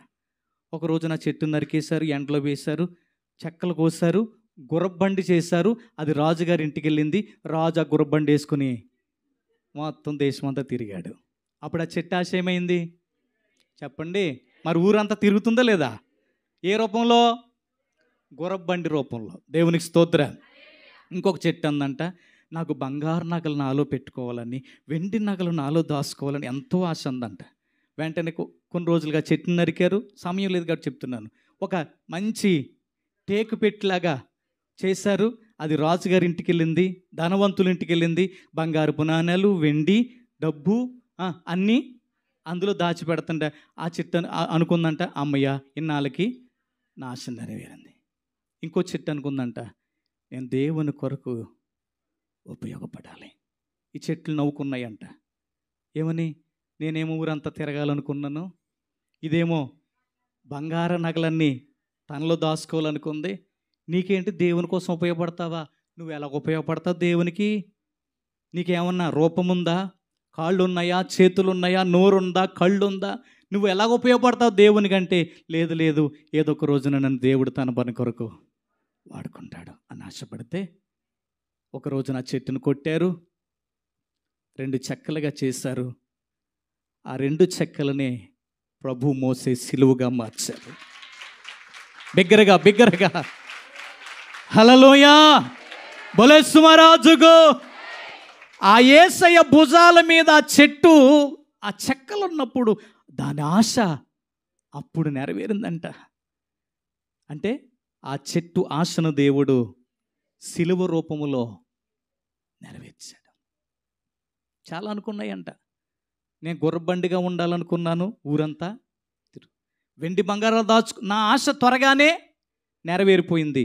కానీ ఈ చెట్టు ఆశ నెరవేరడానికి ప్రభు రావాల్సి వచ్చింది, యుక్త వయసుకు రావాల్సి వచ్చింది, ఇస్కరియోతు యోధ అమ్మే సమయం రావాల్సి వచ్చింది, ఒక రోజున సిలువ వేసే. కానీ ఆ చక్కగా కోసిన చెట్టు ఆ ఎండలో ఉండిపోయి చాలా రోజుల నుంచి ప్రార్థన చేసుకున్నదంట. వాటి ఆశలన్నీ నెరవేరాయి, నా ఒక్క ఆశే నెరవేరలేదు. చాలా విక్రించాయంట. కానీ ఆ సమయం రానే వచ్చింది. ఆ 2 చెక్కలను సిలువగా చేశారు, ప్రభువును మోసేటట్టుగా. దేవునికి స్తోత్రం, దేవునికి మహిమ కలుగునగాక. ఒకే ఒక్క మాట చెప్తాను, ఆ చెట్టు ఆశని నెరవేర్చిన దేవుడు, నీ ఆశ మంచిదైతే, నీ ప్రార్థన మంచిదైతే, నీ మనస్సు మంచిదైతే, నీ కోరిక మంచిదైతే, అది ఖచ్చితంగా నెరవేర్చడానికి దేవుడు సంసిద్ధమై ఉన్నాడు. దేవునికి మహిమ కలుగునుగాక. యెహోవా యందు భయభక్తులు గల వారి కోరిక ఖచ్చితంగా నెరవేరుతుంది. భక్తిహీనుల ఆశ భంగమైపోద్ది. మన భక్తిహీనులుగా దేవునికి ఇష్టంగా ఏది కోరుకోవద్దు. దేవుని చిత్తమే మన ఎడల జరుగునుగాక, నెరవేరునుగాక. ఈ మాటలు మన వినికిట్లో దేవుడు ఫలింపచేయునుగాక. మహాగణుడైన తండ్రి, మహోన్నతుడా, సర్వశక్తిమంతుడానికి స్తోత్రాలు. ఈరోజు నీ సన్నిధానములో నాయన నీతిమంతుని ఆశ సంతోషము కలిగించును, భక్తిహీనుని ఆశ భంగమైపోవునన్నట్లుగా సొలొమోను మహారాజు ప్రార్థన, తన ఆశ మీరు నెరవేర్చి, తన మనసు మంచిదైనందుకు, తన ప్రార్థన మంచిదైనందుకు, నిస్వార్థముగా ప్రార్థన చేసినందుకు వివేకమును, బుద్ధిని, జ్ఞానమును దయచేసి, అడగకపోయినను నేను నీకు ఐశ్వర్యమును ఘనతను ఇచ్చుచున్నానన్నారు తండ్రి. మీకు స్తోత్రాలయ్యా. నాయనా, చెట్లు ప్రభువా తమ మీద రాజుగా ఉండడానికి ఒకరిని ఎన్నుకోవడానికి వెళ్ళినప్పుడు ఒలివ చెట్టే కానీ, అంజూరపు చెట్టే కానీ, ద్రాక్ష చెట్లే కానీ, మేము దేవునికి తప్ప, దేవుని పనికి తప్ప మేము రాజుగా ఉండడానికి ఇష్టపడము. మాకు వద్దు, లోకములో ఉన్న ఏ ఆశ మాకు వద్దు. మేము దేవుని కొరకే సృష్టించబడ్డాం.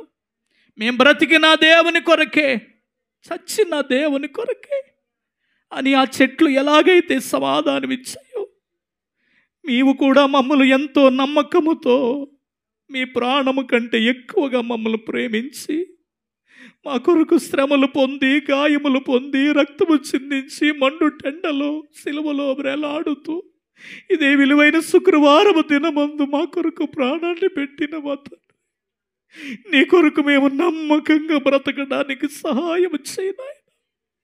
అయ్యా, ఈ లోకములో వ్యర్థమైన ఏ ఆశలు ఏవి మాలోనికి రానివద్దు దేవా. పరలోకములో మేము ఐశ్వర్యవంతులుగా ఉండాలని ఆశపడుతున్నాం. పరలోకములో ఉన్న ఐశ్వర్యానంతటిని ఒక రోజున కళ్ళారా చూడబోతున్నాము, అనుభవించబోతున్నాం.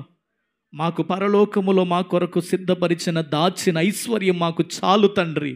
ఈ లోకములో ఉన్నదేది మాకు వద్దు నాయన, వద్దు నాయన. ఈ లోకములో ఉన్నది ఏదైనా అది మా సొంతము కాదు. ఒక రోజున అన్నిటిని ఇక్కడే వదిలిపెట్టి వెళ్ళిపోవలసిన వారము ఉన్నాము గనుక వ్యర్థమైన ఆశలు మాలోనికి రాకుండా నిన్ను చూడాలని ఆశ, నిన్ను చేరాలని ఆశ, పరలోక రాజ్యములో ఆరాధించాలని ఆశ కలిగి జీవించేవారిగా మమ్మల్ని చేయమని ప్రార్థిస్తున్నా.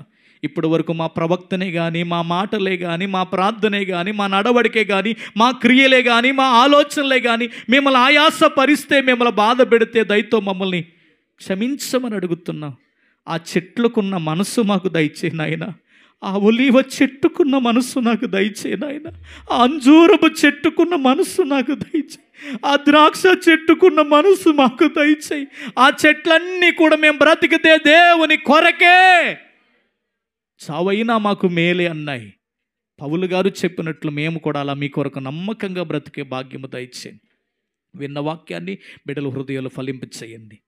జీవంగల దేవుని సంఘాన్ని నానాటికి నీరు కట్టిన తోట వల్లే ఫలింపచేసి అభివృద్ధిపరిచి ఆశీర్వదించమని యేసు నామమున అడుగుచున్నాము తండ్రి. ఆమేన్.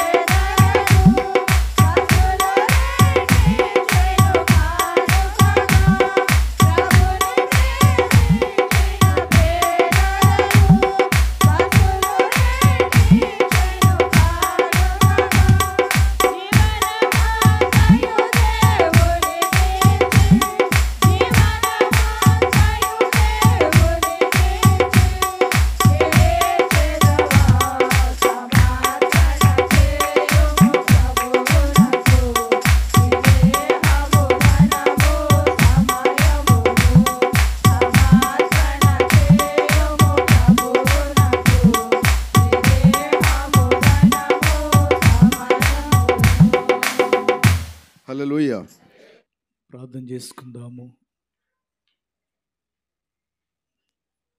రేపు సాల్మియల్లో శనివారము ఉపవాస ప్రార్థన భోజనాలు సిద్ధపరిచేవారు రమ్మ గ్రూప్ వారు.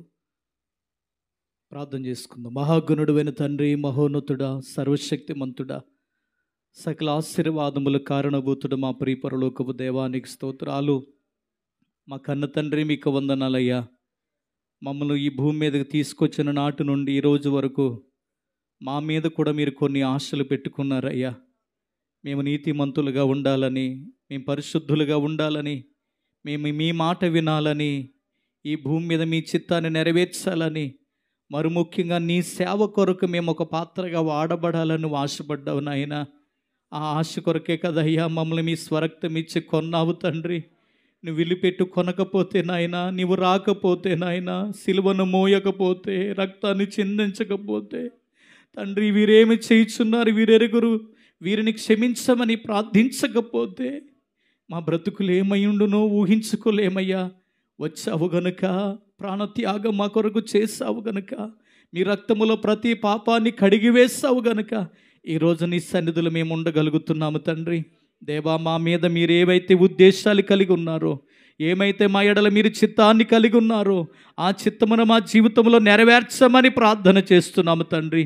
సొలొమోను ప్రార్థన అంగీకరించిన దేవా, మా ప్రార్థనలు కూడా అంగీకరించయ్యా. జీవంగల దేవుని సంఘము చేస్తున్న ప్రార్థనలు అంగీకరించు నాయన. నీ ప్రియదాసులు అయ్యగారు, అమ్మగారు తండ్రి, మేము రక్షించబడ్డాం, మేము దేవుని తెలుసుకున్నాము, మాతో పాటు ఈ దేశంలో ఉన్నవారు కూడా దేవుని తెలుసుకోవాలని అయ్యా ప్రయాసతోనూ, భారముతోనూ, సమర్పణతోనూ, ఎంతో ఖర్చుతోనూ ఈ సేవను ముందుకు తీసుకుని వెళుతున్నారు నాయన. ఈ సేవ యొక్క ఉద్దేశము నాయన, ఈ దేశంలో ఉన్న ఆత్మలు ప్రతి ఒక్క ఆత్మ రక్షించబడాలని ఈ పరిచర్య కొనసాగుతుండగా, జీవంగల దేవుని సంఘము ఎల్లప్పుడూ కన్నీరు కార్చి ప్రార్థిస్తుండగా, ఆత్మీయ తల్లిదండ్రులు ప్రార్థిస్తుండగా, రానున్న దినాల్లో ఈ సేవలో మరిన్ని గొప్ప కార్యాలు చేయబోతున్న దేవా మీకు స్తోత్రములు తండ్రి. ఈ సంఘమును ప్రవ్వా అంచెలంచెలుగా మీరు అభివృద్ధి పరచమని ప్రార్థిస్తున్నాను. కేవలం ఈ కువైట్ దేశానికి మాత్రమే పరిమితం కాకుండా రానున్న దినాల్లో అనేక దేశాలకి సేవ విస్తరించాలి తండ్రి. అనేకులు నూతనముగా సేవలోనికి రావాలి ప్రభువా. నీ పరిచర్యలో బలంగా ప్రతి ఒక్కరూ వాడబడాలి తండ్రి. నీకు స్తోత్రాలు. అలనాడు చెట్లు ఎలాగైతే వారి ఆశను తెలియచేశాయో, మేము దేవుని కొరకే తప్ప మరి దేనికి మేము ముందుకు రాలేమని చెప్పినట్లుగా అయ్యా, మేము కూడా అట్టి ఆశ కలిగి తండ్రి, ఈ సేవ కొరకు నేను చేయవలసినది ఏమై ఉన్నదో అయ్యా, మా కొరకు నాయన నువ్వు సిద్ధపరిచినటువంటి పని ఏమై ఉన్నదో, ఈ సంఘమును సేవను ముందుకు తీసుకువెళ్ళడానికి ఒక్కొక్కరిని ఒక్కొక్క పాత్రగా మీరు వాడుకోమని ప్రార్థన చేస్తున్నాము. ఎవరు కూడా నాయన బంధించబడినట్లుగా ఉండనివ్వద్దు నాయన. అందరి బంధకాలు తెంచి నీ పని కొరకు ముందుకు రావాలి తండ్రి. మేమందరం కలిసి సువార్త రథమును ముందుకు తీసుకెళ్ళాలి ప్రభువా. మీరే కార్యాలు చేయండి. అయ్యగారు, అమ్మగారిని దీవించండి, వారికి మంచి ఆరోగ్యములు దయచేయండి, వారి కుటుంబాన్ని బిడ్డలను దీవించండి. ఈ దేశం అందు వారికి ఇచ్చినటువంటి నాయన వ్యాపారములు, పనివారి విషయములో మేలు చేయమని ప్రార్థన చేస్తున్నాము తండ్రి. అయ్యా నీ కొందనాలు నాయన. ఈరోజు వచ్చిన ప్రతి బిడ్డను దీవించయ్యా. సాక్ష్యములు చెప్పిన బిడ్డలను, కానుకలు ఇచ్చిన బిడ్డలను దీవించు తండ్రి. అయ్యా నీ కొందన బ్రదర్ చిరంజీవి నాయన ప్రయాణమై ఈ దేశానికి రాబోతుండగా బిడ్డ ప్రయాణములు కూడా మీరు తోడయ్యుండమని, క్షేమంగా మా మధ్యకు నడిపించమని ప్రార్థన చేస్తున్నాం తండ్రి. ఈరోజు ఎవరైతే పుట్టినరోజుల గురించి పేపర్ రాసి ఇచ్చారు ప్రార్థన అంశములు తండ్రి, అయ్యా వారిని కూడా మీ కృపలో జ్ఞాపకం చేసుకొని అయినా, ఎంతమంది అయితే పనులు లేక బాధపడుతున్నారు, అకామలవక బాధపడుతున్నారు, మెడికల్ విషయంలో బాధపడుతున్నారు, అయ్యా నాయన బిడ్డల విషయంలో మేలు చేయండి, స్థిరమైన పనులను అనుగ్రహించండి. ఎవరికైతే జీతాలు ఆగిపోయినాయో అవి కూడా విడుదలయ్యే భాగ్యము దయచేయండి తండ్రి. ఎవరు పేదరికములు, అప్పుల్లో, రుణాలు, కష్టాలు, బాధలు ఉన్నారు, అనారోగ్య బలహీనతో బాధపడుతున్నారు, వారికి విడుదల, స్వస్థత, ఆరోగ్యము, క్షేమము దయచేయమని ప్రార్థన చేస్తున్నాం. నీ మందిరములో ఎవరు కన్నీరు కార్చి నీ పాదాలు పట్టుకుని ప్రార్థించారో వారి కన్నీటిని ఆనంద బాష్పములుగా మార్చమని ప్రార్థిస్తున్నా. నీ బలిపీఠ మీద వారు నిలిచి సాక్ష్యం చెప్పే భాగ్యము దయచేయండి. నానాటికి సేవను ఆశీర్వదించండి. అయ్యా ప్రభా, శనివారం జరిగే నాయన ఆరాధన విషయంలో, ఆదివారం జరిగే ఆరాధన విషయంలో, సాల్మియా బేస్మెంట్ పరిచర్య విషయంలో మేలు చేయమని ప్రార్థన చేస్తున్నా. సమస్త విషయాలు కృప చూపండి. మీ నామానికే మహిమ తెచ్చుకోండి. అయ్యా మేము నీ కొరకు నమ్మకంగా బ్రతికే భాగ్యం దయచేయండి. తెలిసి తెలియచేసిన ప్రతి అపరాధములు క్షమించండి. మీ సన్నిధి మాతో ఉంచి స్తుతి, ఘనత, కీర్తి, మహిమా ప్రభావాలు మీరు పొందుకునమని, మా కొరకు ఈ లోకానికి రక్షకుడిగా వచ్చిన రెండవ రాకడలో వరడే త్వరగా పెండ్లు కుమారుగా రాబోతున్న నజరేయుడైన యేసుక్రీస్తు వారి పరిశుద్ధ నామమున పేరట మిక్కిలి వినయంతో స్తుతించి ప్రార్థించి బ్రతిమలాడి వేడుకొని పొందుకొని ఉన్న మా పరమ తండ్రి. ఆమేన్. ఆమేన్. సృష్టికర్త మన తండ్రి అయిన దేవుని ప్రేమయు, రక్షణకర్త యేసుక్రీస్తు వారి కృపయు, ఆదరణకర్త పరిశుద్ధాత్మ తండ్రి యొక్క ఆదరణయు, త్రిక దేవుని దీవెనియు, చేసిన ప్రార్థనకును జరిగిన ఆరాధనకును, జీవగల దేవుని సంఘ పరిచర్యలకు, ఆత్మీయ తల్లిదండ్రులకు, మనకు మన కుటుంబాలకు ఇప్పుడు ఎప్పుడు ఎల్లప్పుడైన రెండవ రాకడొచ్చు పర్యంతము ఆయన శిలువ కృపాసన్ని దీవుని సదాకాలం మనందరికీ తోడై నడిపించునుగాక. ఆమేన్. యేసు రక్తమే చేయం, ప్రవేశ రక్తమే చేయం, ప్రవేశు నామనికి సంపూర్ణ విజయం కలుగునుగాక. అపవాది క్రియలు యేసునామము లయపరచబడునుగాక. ఆమేన్, ఆమేన్, ఆమేన్. బోలేసు మహారాజుకు, రాజుల రాజునకు, ప్రభుల ప్రభునకు, త్వరగా రాని పెండ్లి కుమారునికి, మన ఎడల కృప చూపుచున్న మహాదేవునికి, మన ప్రార్థనలు ఆలకించుచున్న దేవదేవునికి అందరికి వందనాలు.